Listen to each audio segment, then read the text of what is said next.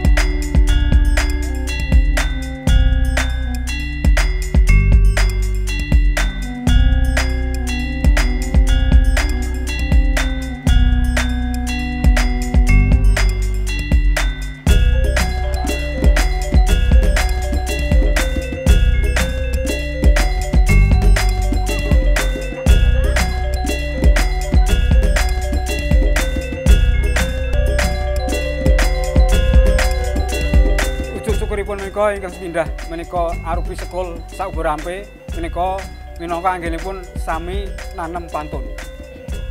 Nomor kalih mbok bilih anggenipun nami nanem debok menika wedal menika ujug syukuripun arupi pisang.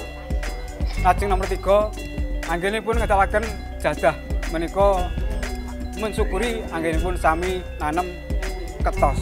Kanthi mekaten awit to dipunsyukuri mugi-mugi tuwah manfaatipun ingkang langkung agung tumanduk dhumateng sedaya masyarakat Dusun Jelok mugi sageta ayem tentrem wilujeng sak lami-lami. Mugi-mugi tansah dipun lancar wilujeng ampun ngantos alangan sedal menapa. Ketenangan sawetawis badhe matur malih.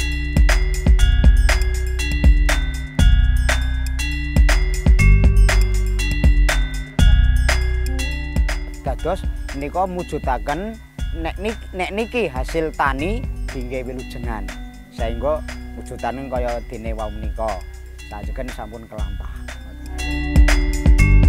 Menawi dawah wonten wulan Jawi menika kadang-kadang wonten Dzul Khaidah utawi besar utawi lah menika bibar kaleresan menika mriki mendhet dinten Akad Kliwon menika mboten kenging dipun geser menika saking simbah mboten wantun geser dinten ingkang kasebat Minggu Kliwon.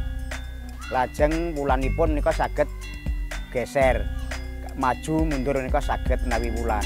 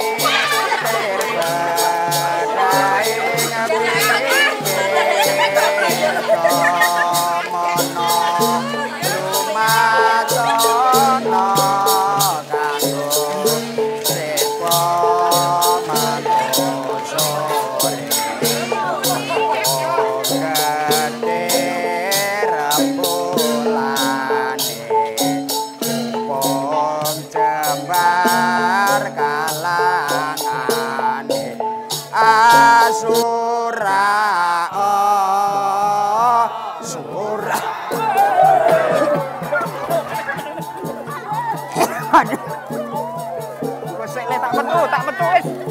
Waduh, edan kiduan tak metu sik wis.